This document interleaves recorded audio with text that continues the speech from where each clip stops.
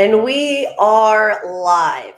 If someone is watching right now, could you comment in the comments and let me know if my microphone is on? I was having some technical difficulties. I'm going to see if someone can tell me if my mic is on because I was having some technical difficulties with this microphone this morning. It kept saying it was on. Nick, am I on? Is my mic good? Can you tell me? Good morning, Nick. Mic is good. Okay, perfect. Excellent. All right. Clock it. All right. Good morning. Happy Thursday. This is going to be the last episode in my protein series. If you have tuned in so far, we have talked about why we should eat protein, the benefits of protein, protein for our hormones, prepping our protein, and then last but not least today, protein for performance. I am hopping on the bandwagon with my teammates. I wrote me a little whiteboard. I don't know if you can really read it. Is it if it's written the right way with the way that the camera is? But as long as it's back there, that's all that matters to me because you need your notes, get them out, get ready. A couple of you guys who are actually on right now, you will be competing. So this is perfect and I'm glad you tuned in.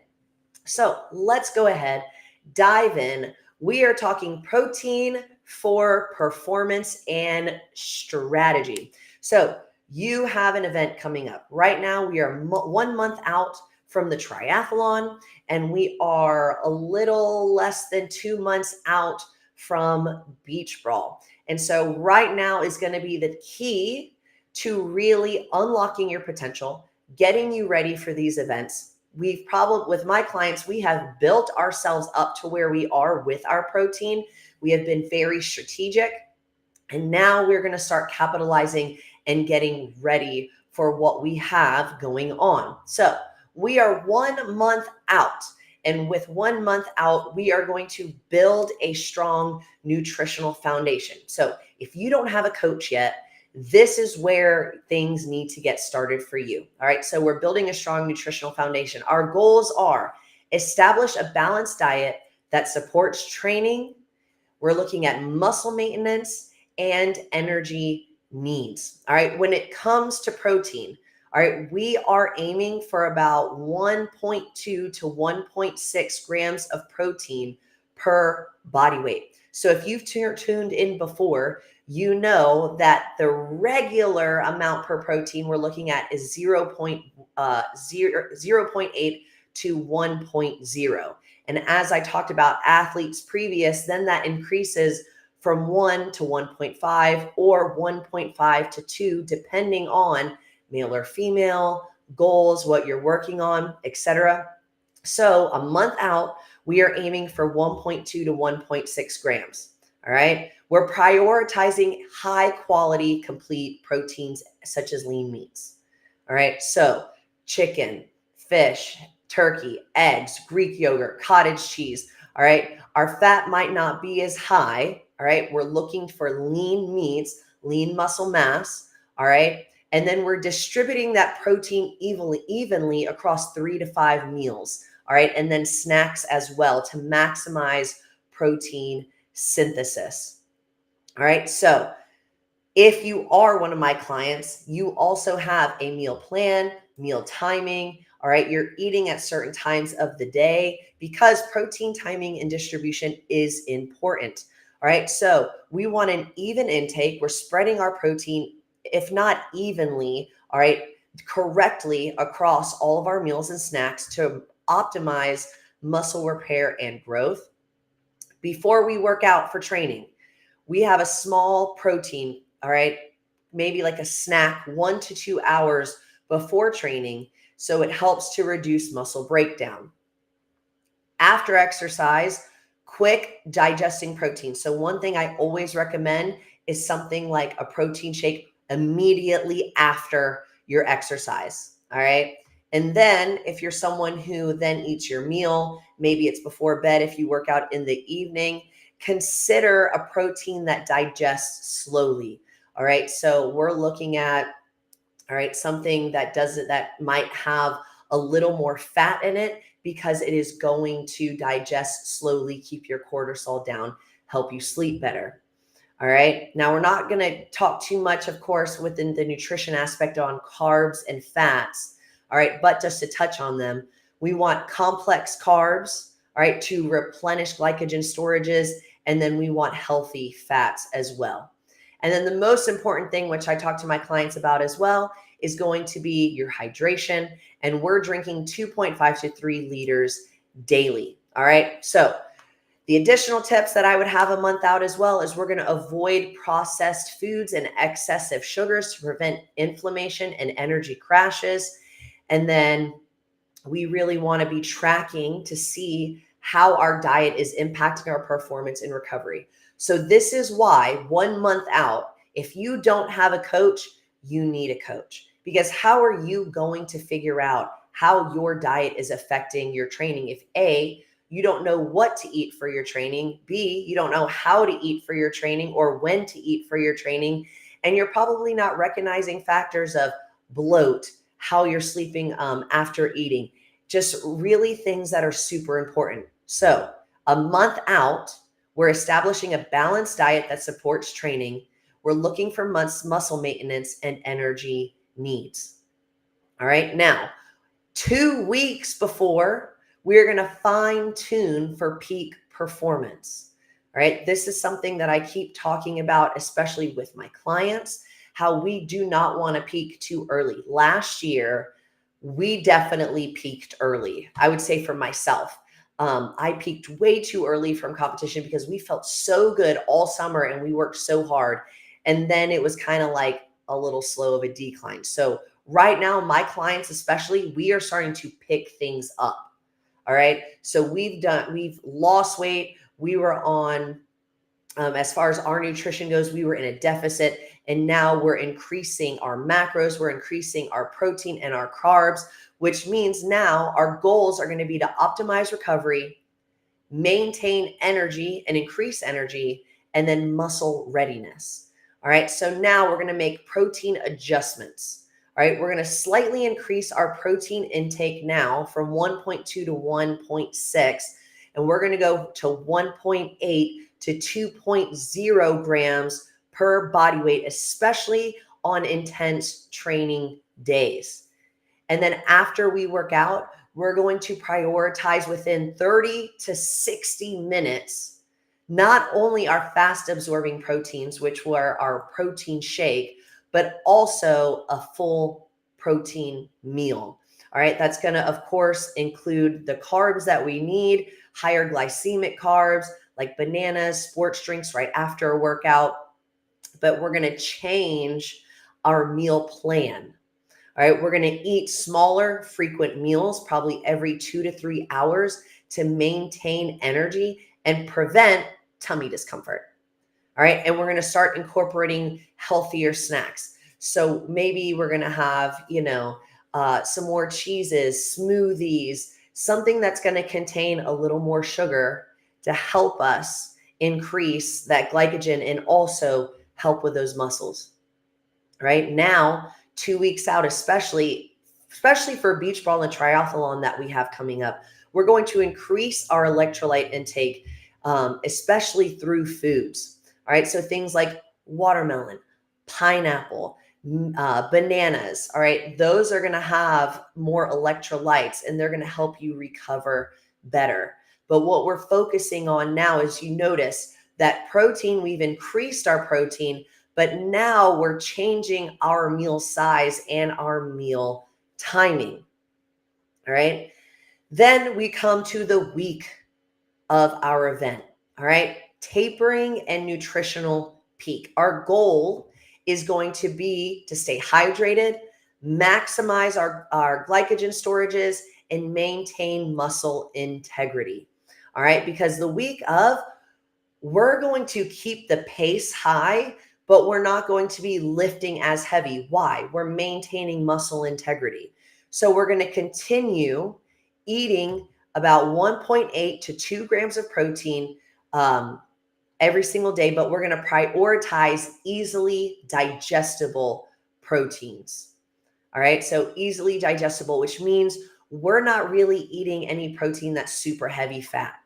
We're eating protein that's going to be super lean, super digestible. And then we're going to also increase our carbs by 20% compared to normal training days. Now, this time with meal timing, we're now eating even more small, frequent meals. We're eating before and after training. All right. And we're focusing on eating carbs, especially that aren't going to be hard to digest. All right. Now we're also increasing our hydration. We're up to about 4 liters. Honestly, I'm talking a gallon a day. I'm with electrolytes. All right. So our protein is going to be more digestible. It's going to be leaner, less fat, and our meals are going to become more frequent throughout the day.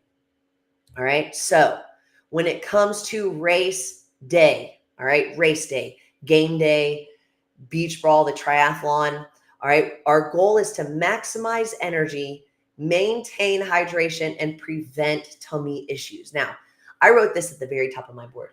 As you can see, I wrote all of our goals on the board, but the biggest thing is prevent tummy issues. Why? Take it from somebody who knows. All right. My biggest issue that I've had in the past is I'm like, all right, I'm competing today. I need to eat more carbs. I need to do this. And I eat a box of cereal and then my tummy hurts the whole day because I have not been eating like that the entire time that I've been training. Don't use the excuse of, oh, I'm going to carb load or I'm going to eat something foreign the night before or the week before that you compete. Because I'm telling you, I speak from experience when I say that you need to maintain the meal plan and the way that you've been eating literally up until the day of, that morning of. And that's why you need a coach, because you need to make sure that you have the exact timing of when you should eat. Because take beach brawl, for example. At beach brawl, we have 4 workouts in a day, starting at 8 a.m., ending at 4 p.m.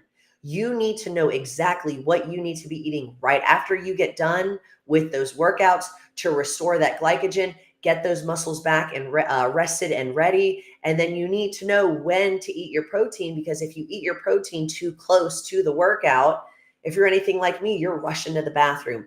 Maybe your tummy doesn't feel good. And plus you got all of those nerves. So you need to be ready the right way. So when it comes to game day and we're eating, protein has completely changed. Honestly, protein is kind of off the menu. All right. Because 3 to 4 hours before we're working out. So say that your first event is at, 8:30 a.m. Well, I hate to break it to you. My clients are going to be getting up early because they're going to eat a carb rich meal with just a little bit of protein. And I'm not talking any beef or anything crazy. I'm talking maybe some eggs, some chicken, something that's super lean, just for sustained energy. All right. And then they're going to down a lot of electrolytes hours before.